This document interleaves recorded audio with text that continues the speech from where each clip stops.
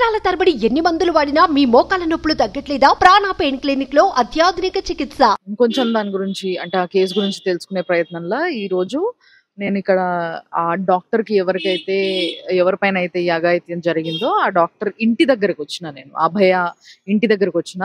వాళ్ళ ఇల్లు చూపిస్తాను నేను. అంతేకాకుండా ఇక్కడ చుట్టుపక్కల వాళ్ళతో కూడా మాట్లాడడానికి ట్రై చేస్తా. అట్ ద సేమ్ టైం నేను ఆల్రెడీ ఇందాక లోపలికి పోయి వాళ్ళ పేరెంట్స్ తో మాట్లాడడానికి ట్రై చేసిన.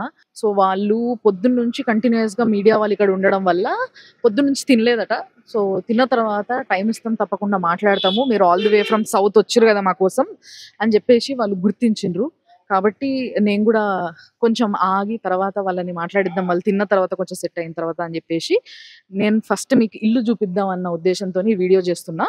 సో ఇంట్లో ఏంది అని అంటే ఇది ఏదైతే హాస్పిటల్ ఉందో, ఏజికర్ హాస్పిటల్ ఉందో, ఆ హాస్పిటల్ కాలేజ్ నుంచి వెళ్ళి ఇది కరెక్ట్గా ఒక గంట తొవ్వలు ఉందన్నమాట.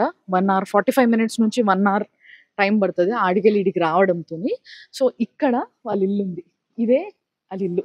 సో బయట ఆ అభయాది పేరుతో సహా ఏదైతే ప్లేట్ ఉంటుందో, నేమ్ ప్లేట్ ఉంటుందో, ఆ నేమ్ ప్లేట్ కూడా ఉంది. డాక్టర్ తన పేరు అండ్ కింద ఎండి రెస్పిరేటరీ మెడిసిన్ అని చెప్పేసి. సో రెస్పిరేటరీ మెడిసిన్లో ఆమె మాస్టర్స్ చేయడం కూడా జరిగింది అన్న విషయం ఇది చూసి మనం తెలుసుకోవచ్చు. సో ఇదే వాళ్ళ ఇల్లు చూడండి, మంచి ఇల్లు, మంచి ఫ్యామిలీ. చూస్తే కూడా అర్థమవుతుంది మనకంటే ఇల్లు చూడంగానే మనం కొన్ని చెప్పొచ్చు, లైక్ ఎట్లా అంటే వీళ్ళు ఉండే వాతావరణం ఎలాంటిది, ఇల్లు ఎలాంటిది. సో మంచి middle class well settled family ఎట్లయితే ఉంటుందో, హైయర్ మిడిల్ క్లాస్ ఫ్యామిలీ, అలాంటి ఫ్యామిలీ. ఇందాక వాళ్ళ ఆంటీ, తల్లి, తండ్రి వీళ్ళందరూ గుర్తుని కూడా నేను పర్సనల్గా మాట్లాడడం జరిగినప్పుడు చాలా చాలా నారాజులా, చాలా చాలా బాధలా, అసలు ఇంతమంది ఇంటికి వచ్చి మాట్లాడుతుంటే ఏం మాట్లాడాలనో అర్థం కాని పరిస్థితిలా, అయోమయంలా.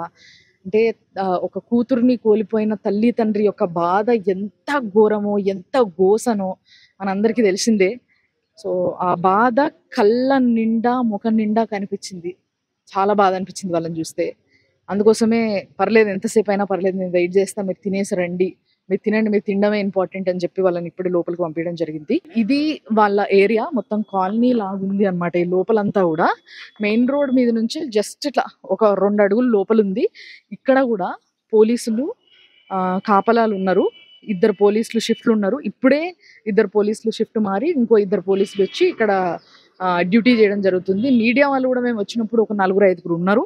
సో చాలా మంది మీడియా వాళ్ళు, పోలీసులు రెగ్యులర్గా ఇక్కడ బందోబస్తు చేయడం జరుగుతుంది. అండ్ ఈ పక్కనోళ్ళు వీళ్ళతో ఎవరితోనన్నా ఆ అమ్మాయికి ఫ్రెండ్షిప్ ఉందా, మరి ఆమె ఎట్లా మాట్లాడేది, ఎట్లుండేది, ఆమె బిహేవియర్ ఎట్లుండేది, ఎలాంటి వ్యక్తి అన్న విషయాన్ని కొంచెం తెలుసుకునే ప్రయత్నం అయితే చేస్తాను నేను. ఎందుకంటే ముఖ్యంగా బెంగాల్ ఏంది అని అంటే వీళ్ళందరూ కూడా బిజినెస్లు చేసుకునేటోళ్ళైనా లేకపోతే ఏ కొలు చేసేటోళ్ళైనా కూడా వీళ్ళల్లో ఒక సిస్టమ్ ఉందంట బెంగాలీస్కి. ఏంది అని అంటే మధ్యాహ్నం లైక్ 1 గంట 1:30 నుంచి వెళ్ళి సాయంత్రం 4-4:30 గంటల వరకు మంచిగా తినేసి పడుకొని లేచి తర్వాత మళ్ళీ బ్యాక్ టు ది పెవిలియన్ లాగా వాళ్ళ పనులు వాళ్ళు చేసుకుంటారంట.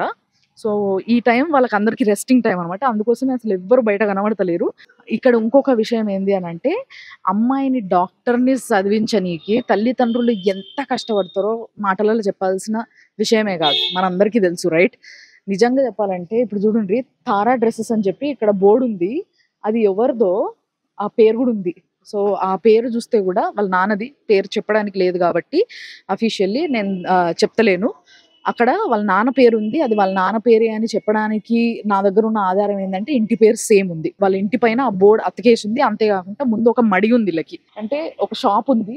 ఈ షాపు డ్రెస్సెస్, తారా డ్రెస్సెస్ అనే షాప్ అనమాట. సో ఈ షాపు నడుపుకుంటా పిల్లని చదివించి ఒక గొప్ప డాక్టర్ అయితే చూసి సంతోషపడాలనుకున్న తల్లిదండ్రులకి ఆ పిల్ల కష్టపడి 31 ఏళ్ళ వరకు, అంటే she's 31 years old, 31 years old వరకు ఇంటర్ చదివి తర్వాత ఎంబీబీఎస్ తీసుకొని ఎంబీబీఎస్ 5 years చేసి దాని తర్వాత దాంట్లో పీజీ చేసి ఇవన్నీ చేసి ఇప్పుడు ట్రైనీగా ఒక ట్రైనీ డాక్టర్‌గా అక్కడ ఆ హాస్పిటల్‌లో వర్క్ చేస్తున్న సమయంలో అంటే ఇంకొక సంవత్సరం, 2 సంవత్సరాలు అంటే ఇంకో సెమిస్టర్‌లా ఇంకొక 6 నెలల్లో ఆమె ఏదైతే ట్రైనీ ఉందో, ఆ ట్రైనీ పని అయిపోయి వేరే దగ్గర జాబ్ ఎత్తుకొని ఎళ్ళిపోయే పిల్ల. అలాంటి పిల్ల పైన అఘాయిత్యం జరిగితే తల్లిదండ్రుల కలలు, వాళ్ళ యొక్క బాధ, వాళ్ళ గోస అసలు చెప్పవసమైతే లేదు. ఒకసారి ఆలోచించండి. ఎంత దారుణంగా ఆమెని ఎంత బ్రూటల్‌గా ఇది జేయడం జరిగిందనేది. కాబట్టి చాలా చాలా బాధ అనిపించింది చూస్తే గూడా.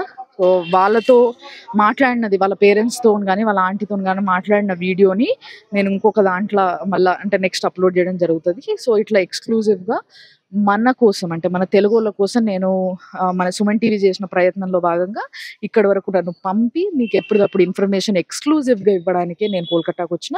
కాబట్టి ఫాలో అవుతూనే ఉండండి సుమన్ టీవీ.